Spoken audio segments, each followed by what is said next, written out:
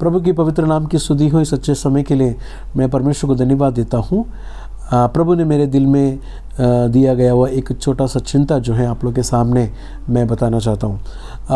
पिछले दिनों में मेरे से प्रभु ने भजन संगीता साम 78 से बात किया। ये साम 78 जो है आसाफ करके एक व्यक्ति ने लिखा गया हुआ भजन संगीता है।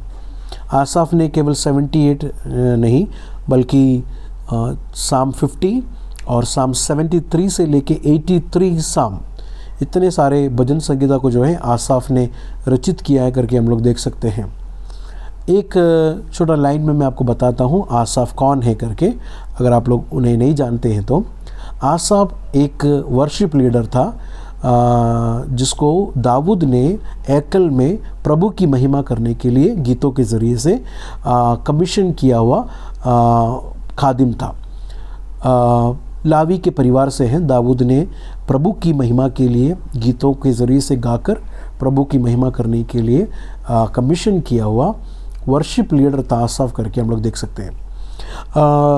लेकिन आसाफ के ये ज़बूरों को जब मैंने पर्सनली और एक बार जब भी पढ़ा 73 से लेके 83 और साम 50, मैं आपको भी इनकरेज करता हूँ कि आप लोग भी पढ़ें। आसाफ मुझे एक different kind of worship leader है करके समझ में आया। Is a different kind of worship leader. ज़्यादातर हम लोग वर्शिप लीडर्स करके जब भी बोलते हैं तो हमारे मन में जो है पीछे से आता हुआ स्मोक, बड़े इंस्ट्रूमेंट्स को, गिटार्स को और हाई म्यूज़िक्स को जो है हम लोग ज़्यादातर देखते हैं। लेकिन Asaph is a different kind of worship leader. मैं ऐसा कहता हूँ, Asaph was a worship leader whom we find on the ashes. Asaph was a worship leader who spoke about the judgment of God. परमेश्वर के कहर के बारे में और अदालत के बारे में, विधि के बारे में गाया हुआ वर्शिप लीडर था। And also about the hope in God, परमेश्वर में जो आशा है उसके बारे में भी आसाफ ने गाया। परमेश्वर के कामों को वर्णन करके आसाफ ने गाया है। लोगों के गुनाहों को, लोगों के पापों को जो है आसाफ ने वर्णन करके गाया है। तो Asaph is a different kind of a worship leader. आजकल के वर्शिप लीडिंग में हम लोग पाप के बारे में, परमेश्वर के विधि के बारे में, परमेश्वर के होलीनेस के बारे में और परमेश्वर में मिलता हुआ होप, उद्धार का होप के बारे में कम पाया जाता है। मतलब स्क्रिप्चरल बेस्ड नहीं है बहुत सारे गीत भी। एक बात हमें हमेशा समझना है, वो गीत ही हमेशा टिकेगी जो स्क्रिप्चरल बेस्ड है, प्रभु के वचन के अनुसार लिखा गया हुआ। नहीं तो प्रभु के वचन जिस गीतों में है वही हमेशा के लिए रहेगा। हमारे फीलिंग्स में और इमोशंस में आते हुए और ऐसे सेंशुअल गीत जो हैं शायद हमारे जिस्मानी तौर से हमें खुशी तो देगी और हमें थोड़ा कंफर्ट और अच्छा लगेगा, लेकिन that will not benefit our spiritual life. हमारे आत्मिक जीवन के लिए ऐसे गीते जो हैं हमें प्रयोजन नहीं है। मसीह को डाउनग्रेड करने वाला, मसीह के उद्धार को डाउनग्रेड करने वाला, डाउन प्ले करने वाला और प्रभु के वचन को डाउन प्ले करने वाला कोई भी लिरिक्स या गीत, वो कितना भी बेहतरीन से गाया हो या बेहतरीन इंस्ट्रूमेंट इस्तेमाल किया गया भी हो, we have to see if the lyrics is according to the scripture. क्या वो वर्ड सेंटर्ड है? Is it Christ centred? Is it gospel centred? सुसमाचार केंद्रित है या मसीह केंद्रित है या प्रभु के वचन के अनुसार है या नहीं करके हमें देखना है। तो वो सब की नज़र हम लोग लगाएंगे तो Asaph was a different kind of worship leader. अगर आप 78 भजन संगीत अगर आप पढ़ेंगे तो he hands with a hope, 78 जो है एक आशा के साथ बंद कर देता है। अगर देखा जाएगा तो he hands 78 psalm with gospel, with the good news. मैं आपको उस बातों में लेके आता हूँ। तो Asaph was a different kind of a worship leader.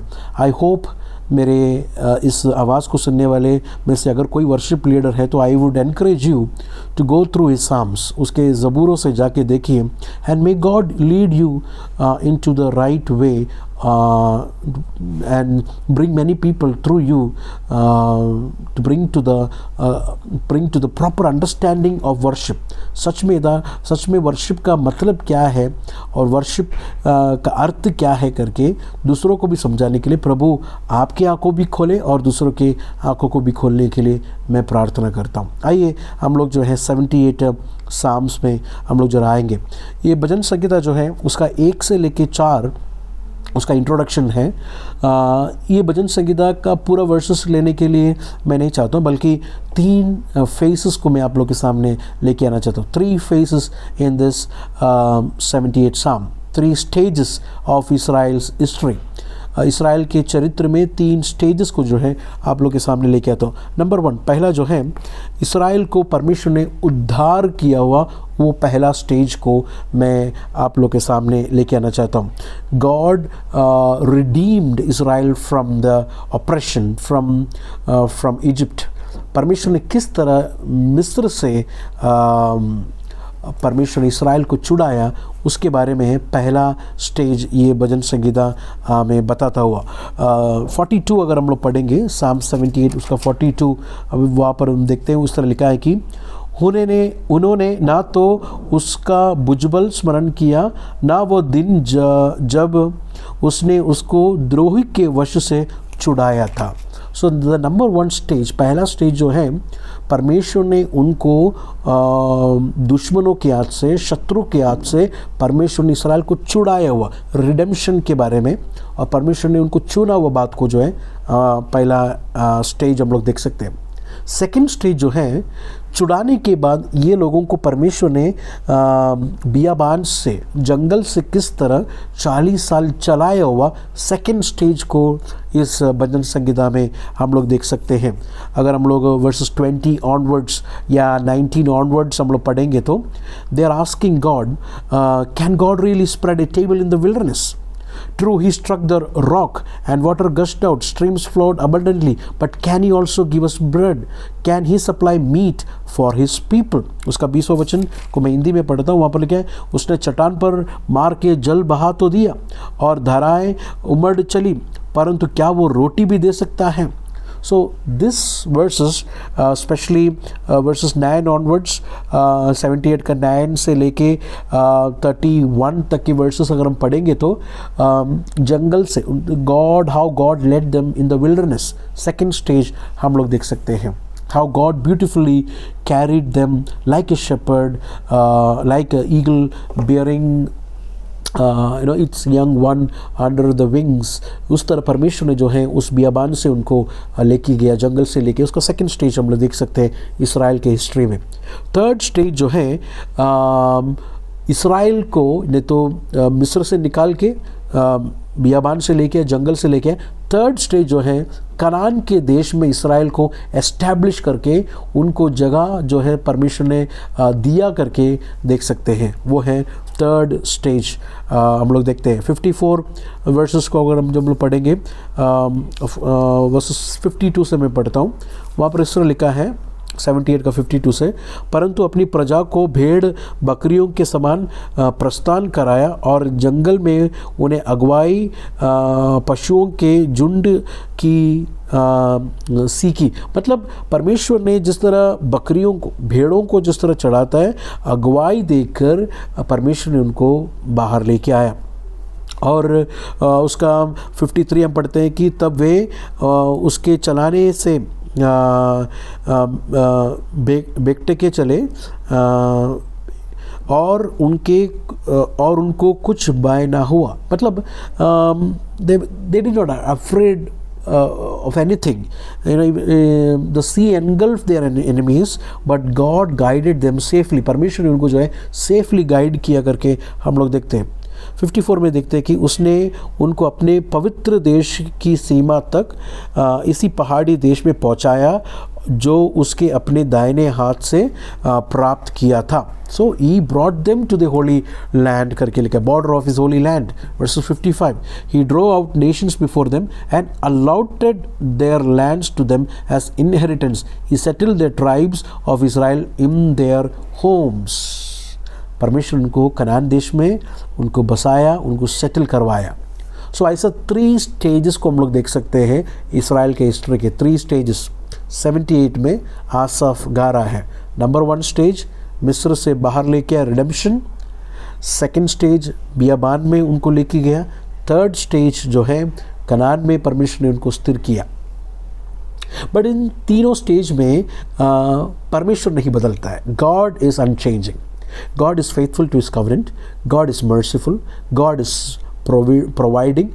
बियाबान से उनको लेके गया, हमें मालूम है, उनको रोटी दिया, उनको खाने के लिए गोश्त दिया, उनको जो है बादल और रात में उनको अग्नि, सब कुछ उनको प्रोवाइड किया। God was a wonderful provider. उनको जब ही मिस्र से बाहर जब निकाला, गॉड प्रोवाइडेड द रिडेम्पशन। उनको जब बियाबान में चलाए, God provided the sustenance all through out the journey.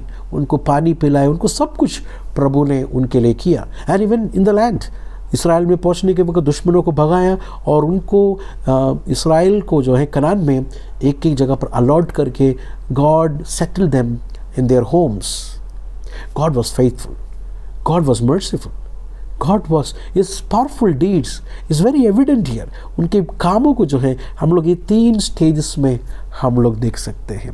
He is merciful, he is faithful to his covenant। हालांकि इसराइल अनफेथफुल था कवेनेंट में, लेकिन इस परमेश्वर जो है इसराइल से किया हुआ कवेनेंट से, वाचा से कभी भी वो नहीं दूर गया, बल्कि वॉज फेथफुल गॉड।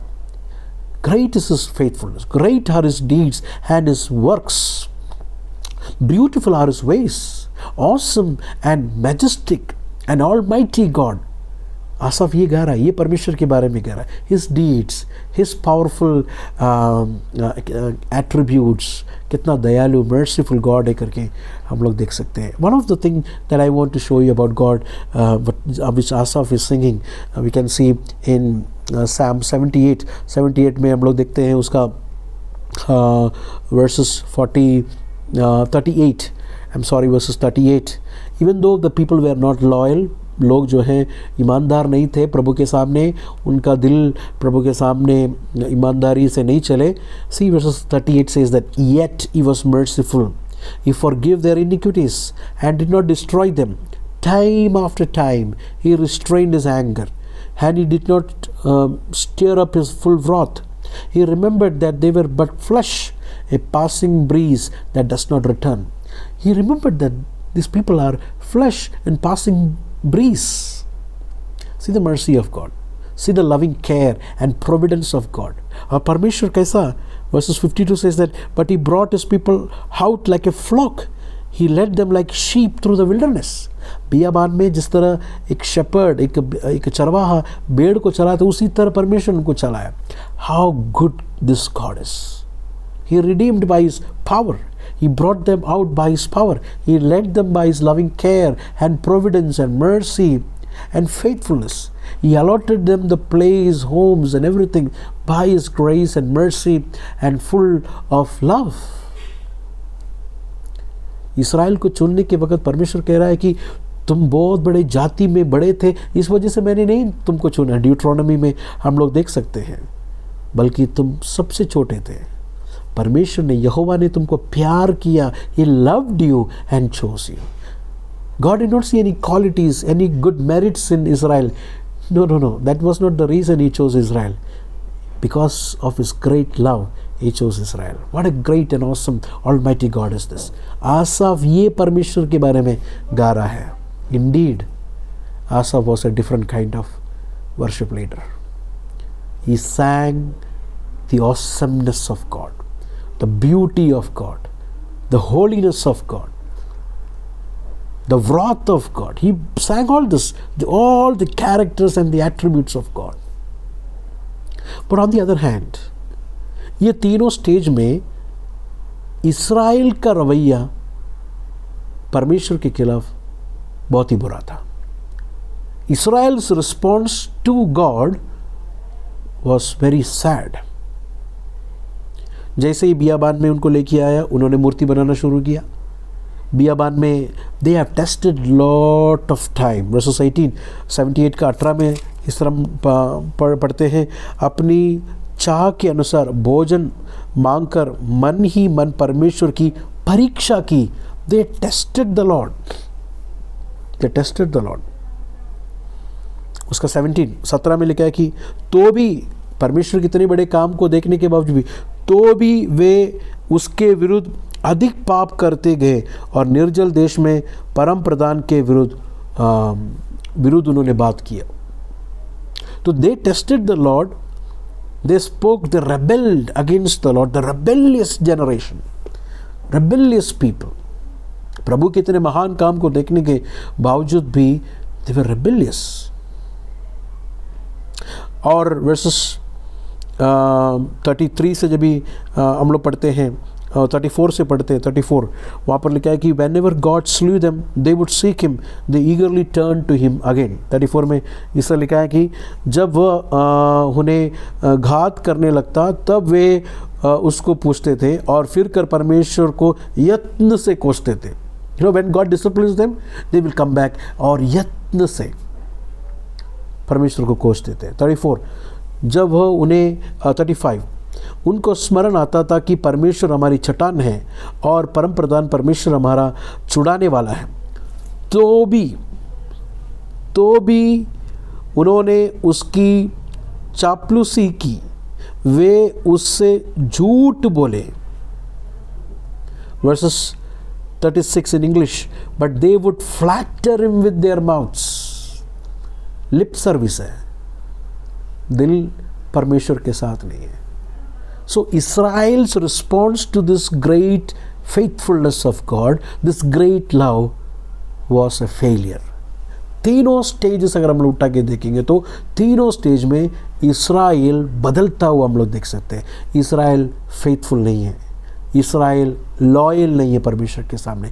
इस्राएल जो है परमेश्वर की परीक्षा करता है, परमेश्वर के कामों को भूलता हुआ हम लोग देख सकते हैं। और जब ये परमेश्वर को कनान में लेके आया, जब कनान में लेके आया, उसका 56 में देखिए क्या लिखा है, वर्सेस 56 वहाँ पर लिखा है कि but they put God to test and rebelled against the most high, they did not keep his statutes. Like their ancestor they were disloyal and faithless, as unreliable as a faulty bow. They angered him with their high places. They aroused his jealousy with their idols. 3 stages में हम लोग देख सकते हैं। Israel tested the Lord. Israel ने परमेश्वर की परीक्षा की, परमेश्वर को ट्रस्ट नहीं किया, परमेश्वर पर विश्वास नहीं किया, उनके उद्धार को उन्होंने ग्रहण नहीं किया, स्मरण नहीं किया, कर हम देखते हैं। Asaph was a different kind of worship leader. Asaph Israel के अनफेथफुलनेस के बारे में गा रहा है, इसराइल के पाप के बारे में गा रहा है। आई वंडर कितने वर्शिप लीडर ऐसे गाते हैं। लेकिन is this the end of the road? क्या ये 3 स्टेज के बाद सब कुछ खत्म है क्या? नहीं, ऐसा नहीं है। अगर हम वर्सेस 65 पढ़ेंगे, 78 का 65, वहाँ पर लिखा है कि तब प्रभु मानो नींद से चौंक उठा और ऐसे वीर के समान उठा जो दाख मधु पीकर ललकारता हो। तब प्रभु जाग उठा। वहाँ पर कुछ मेटाफोर्स यूज किया है, नींद से जाग उठा करके लिखा है, वीर के समान जो दाख मधु पीकर ललकारता है। दिस डज नॉट मीन खुदावन दारू पीता है या खुदावन सो गया था। It's a metaphor used to say that परमेश्वर जाग उठा and he is going to work, he is going to do more powerful deeds. परमेश्वर के कामों को ये 3 स्टेज में देखा, but that is not the end. He is continuing his covenant. He is going to continue the great work again. Even though Israel unfaithful था, even though इंसान unfaithful था, तो God was faithful. God was faithful to his covenant. God was faithful to his work. He is going to do some great and awesome work again. आसाफ आने वाले hope के बारे में अभी गाने के लिए जा रहा है। परमेश्वर के बड़े कामों को गाया, इस इंसान के, इस्राएल के पाप के बारे में गाया। अभी आने वाली आशा इंसान पर नहीं बल्कि परमेश्वर पर ही है, उस आशा के बारे में आसाफ अभी गाने के लिए जा रहा है। And what an awesome God we have. इंसान के अनफेथफुलनेस, इंसान के डिसलॉयल्टी देकर परमेश्वर ने सबको ख़त्म नहीं किया, बल्कि he is a faithful God, he is a merciful God, he is a graceful God, he is a Holi God. वो परमेश्वर अपने महान कामों को करने के लिए जा रहा है। And you know what is doing, verse 66, he beat back his enemies, he put them to everlasting shame, then he rejected the tents of Joseph, he did not choose the tribe of Ephraim, he did not choose certain people. Verse 68, but he chose the tribe of Judah, he chose certain people, rejected certain people, chose certain people. What is this all about? किसको reject किया? Tribe of Ephraim, tents of Joseph, Israel को परमेश्वर ने reject किया, लेकिन JUDA को, यहूदा को परमेश्वर ने चुना। इसको हम लोग को समझने की ज़रूरत है। यहूदा को चुना, इस्राएल को रिजेक्ट किया। किसके लिए चुना? For some great work ahead. आगे का एक बड़ा काम के लिए परमेश्वर ने यहूदा को चुना है। किसके लिए यहूदा को चुना है? आगे लिखा है यहूदा को किसके लिए चुना। वर्सेस 70 को मैं पढ़ता हूँ, उसके बाद मैं 68 69 पढ़ता हूँ। He chose David is servant. यहूदा को क्यों चुना? क्योंकि थ्रू यहूदा God is going to choose his servant David, and took him from the sheep pens, from tending the sheep he brought him to be shepherd of his people Jacob, of Israel and his inheritance. And David shepherded them with integrity of heart, with skillful hands he led them. परमेश्वर ने JUDA को क्यों चुना? For some purpose, for some specific purpose Judah को चुना। JUDA को चुना, दाऊद दास को चुना, और दाऊद दास के ज़रिए से परमेश्वर क्या कर रहा है? He is going to shepherd the people. He is going to shepherd the people through David. Not only shepherding the people through David, 68 और 69 में लिखा है, अगर हम लोग देखेंगे तो उसका 60 वर्सेस को जरा देखें। He abandoned the tabernacle of Shiloh, the tent he had set up among humans. जो टेंट मोसेस को जो बोला था बनाने के लिए, टैबरनेकल, वो शिलो में इंस्टॉल किया था, वो टेंट को परमेश्वर ने रिजेक्ट कर दिया। He abandoned the tabernacle, जो मोसेस को बोला था उसको abandon किया। And what is going to do? Verses 68, 69. But he chose the tribe of Judah, Mount Zion, which he loved. He built a sanctuary like the heights, like the earth that he established forever. So something that is in heaven, उसके नक्शे के हिसाब से he is going to build the temple, the house. तो जूदा को चुना for a particular purpose, जूदा से दाऊद को चुना to shepherd his people, okay? And ये काली नहीं कर रहे परमेश्वर, बल्कि he is going to prepare the temple. That's how Asaph is winding up 78 भजन संगीता आसाफ उस तरह जाके ख़त्म करता है, with a hope for the future, एक आशा है आगे। मेरे अजीज़ों, जब ये ज़बूर कंपाइल जब भी करने के वक़्त दाऊद नहीं था, आसाफ ये लिखने के वक़्त दाऊद था, आसाफ गाने के वक़्त दाऊद था, लेकिन इसको कंपाइल करने के वक़्त दाऊद नहीं था। शायद आसाफ के बच्चों ने आसाफ के ज़बूर को कंपाइल किया होगा।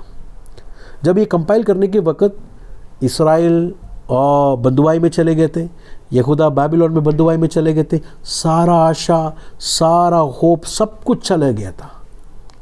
फिर भी क्यों ये इन्होंने इसको कंपाइल किया? दाऊद तो चले गया, दाऊद का राज्य भी चले गया, मंदिर भी चला गया, सब कुछ गया, फिर भी क्यों यहाँ पर इस ज़बूर को कंपाइल किया गया है?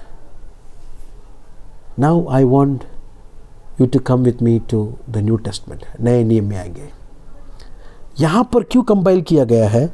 क्योंकि ये लोग आगे एक दाऊद के पुत्र के इंतज़ार में हैं।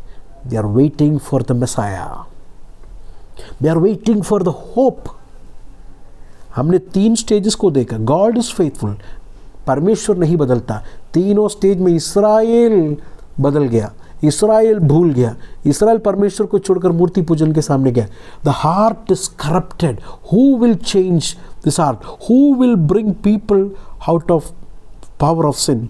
पाप के वश से बाहर कौन लेके आ सकता है? There is a hope. Asaph उस गुड न्यूज़ को, उस गॉस्पल को गा रहा है। आसाफ उस गॉस्पल को गा रहा है। He is singing that gospel. God has chosen David. God has chosen Judah. For what? किसके लिए? अगर हम मत्ती के सुसमाचार में जब हम आएंगे, वहाँ पर हम लोग देख सकते हैं यीशु मसीह का जब भी जन्म हुआ तो वहाँ पर कुछ लोग ने आकर यरोदा राजा ने पूछा कि मसीहा कहाँ पर पैदा होने वाला है। ओके, तो हम लोग पढ़ते हैं Matthew chapter 2 verses 3 onwards. When King Herod heard this, he was disturbed, and all Jerusalem with him.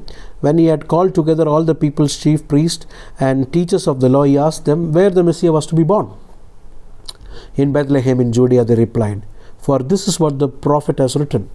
But you, Bethlehem, in the land of Judah, are by no means least among the rulers of Judah, for out of you will come a ruler who will shepherd my people of Israel. आसाफ ने क्या बोलकर गीत बंद किया? And David shepherded them with the integrity of heart. David तो गया, David तो नहीं है अभी, लेकिन फिर भी ये कंपाइल करके क्यों रखा? दाऊद से भी कोई बड़ा आने वाला है, दाऊद का प्रभु आने वाला है। एंड मैथ्यू क्या बोलकर शुरू करता है? मैथ्यू आसाफ का गीत को कंटिन्यू करके बोल रहा है, the David, the shepherd David, the son of David has already come and he is going to shepherd his people. Mark gospel में जब हम लोग पढ़ते हैं, मार्क गॉस्पेल चैप्टर 10, वहाँ पर एक अंधा बर्तिमाई को हम लोग देख सकते हैं। वो बर्तिमाई यीशु को देख के बोला, वो बात जरा देखिए। When he heard, Mark chapter 10 verses 47, Mark 10:47, when he heard that it was Jesus of Nazareth, he began to shout, Jesus, son of David, have mercy on me. तो परमेश्वर को देखकर कहा कि दाऊद के पुत्र मुझ पर रहम कर। तो यीशु उससे एक बात पूछता है, 51, What do you want me to do for you? He replied, Rabbi, I want to see. मैं देखना चाहता हूँ। तब यीशु ने क्या कहा? Go. And Jesus said, Your faith has healed you. परमेश्वर ने चले जा, तेरे विश्वास ने तुझे चंगा किया है। Immediately he received his sight and followed Jesus on the road. तुरंत उसको आँख दिखाई दिया और यीशु को मार्ग में फॉलो किया कर हम देख सकते हैं। Where is Jesus going? Jesus is going to die for all human beings. सारे इंसानों के लिए यीशु मसीह मरने के लिए सूली पर जा रहा है। ये सूली के रास्ते में दाऊद के पुत्र को पहचाना हुआ एक अंधा व्यक्ति यीशु के पीछे पीछे पीछे जा रहा है। And he is going to the cross. He is going to that way of cross, way of discipleship, becoming the disciple of Jesus Christ. उस मार्ग में जा रहा है। तो यहाँ पर दाऊद का संतान आया हुआ है, who is going to shepherd his people. And Jesus has come to shepherd his people, to shepherd the blind man, giving them sight. उनको रोशनी देकर, जीसस का डिसाइपल्स बनाकर सूली की मार्ग में लेके आ रहा है। This is how he is going to shepherd his people. परमेश्वर इसी तरह अंधों को आंख देकर सूली के मार्ग में अगवा कर रहा है परमेश्वर। एंड नॉट ओनली दैट, हम लोग ने भजन संहिता 78 में देखा, God is going to install a temple. परमेश्वर एक मंदिर को भी तैयार कर रहा है। अगर हम लोग जॉन चैप्टर 2 में जब हम आएंगे, वहाँ पर हम लोग देख सकते हैं Jesus clears the temple courts. It is the judgement of Jesus Christ. वहाँ पर हम लोग देखते हैं कि यीशु मसीह ने कहा get this out of here, chapter 2 verse 16। जब उन्होंने बिजनेस करते हुए जब लोगों को देखा तो उन्होंने कहा, get this out of here, stop turning my father's house into A market. His disciples remembered that it is written, zeal for your house will consume. Then the Jews responded to him, what sign can you show us to prove your authority to do all this? तो यीशु ने जवाब दिया, destroy this temple and I will raise it again in 3 days. They replied, it has taken 46 years to build this temple and you are going to raise it up in 3 days. But the temple he had spoken of was his own body. परमेश्वर यीशु मसीह का शरीर परमेश्वर का मंदिर, और Jesus यीशु मसीह परमेश्वर की उपस्थिति का, परमेश्वर का उस हुजूरी का सेंटर, फोकस पॉइंट हो गया। Jesus has become the locus of God's presence. We come to Jesus the living temple, we come to Jesus the living temple. John chapter 1 verses 14 में लिखा है, the word became flesh and made his dwelling among us, tabernacled among us, a new tabernacle, new temple. Jesus is the new temple and Jesus is the locus of God's presence. हर एक जाति के लोग, they come to this living temple. 78 में आसाफ ने गाया हुआ गीत का, गाने का फुलफिलमेंट है, यहाँ पर हम लोग देख सकते हैं। इस्राएल को मिला हुआ छुटकारा से भी बड़ा छुटकारा यीशु मसीह के ज़रिए से हमको दे रहा है। पाप की अधीनता से, from the power of the sin we are liberated. हमें लिबरेशन मिल रहा है, हमें छुटकारा मिल रहा है। छुटकारा मिलकर हमें कहाँ पर यीशु मसीह लेके जा रहा है? To the way of cross. सूली के मार्ग में हमें शेपर्ड के जैसा he is leading us to the way of cross, and he is the temple, he is the dwelling place where we all come together and worship the Father through the Spirit, through Jesus Christ our Lord and Savior. I encourage all worship leaders to become like Asaph, who will sing about God, his characters, his attributes, and also about sin, पाप के बारे में, the judgment of sin, God's holiness के बारे में, परमेश्वर की विधि के बारे में, his right judgment, about God's wrath, also about hope, also about gospel. Asaph was a different kind of worship leader. May God bless you. परमेश्वर आप सबको आशीष और अनुग्रह दे। 3 stages में, even though people were unfaithful, God was faithful. 3 stages के बाद भी God was still working, and God brought his son into this world, who was called as son of David, Dawood का पुत्र। और दाऊद के पुत्र से मूसा ने दिया हुआ छुटकारा से भी बड़ा छुटकारा मुझे आप लोगों को दिया। What a great news is this. प्रभु आपको आशीष दे। God bless you.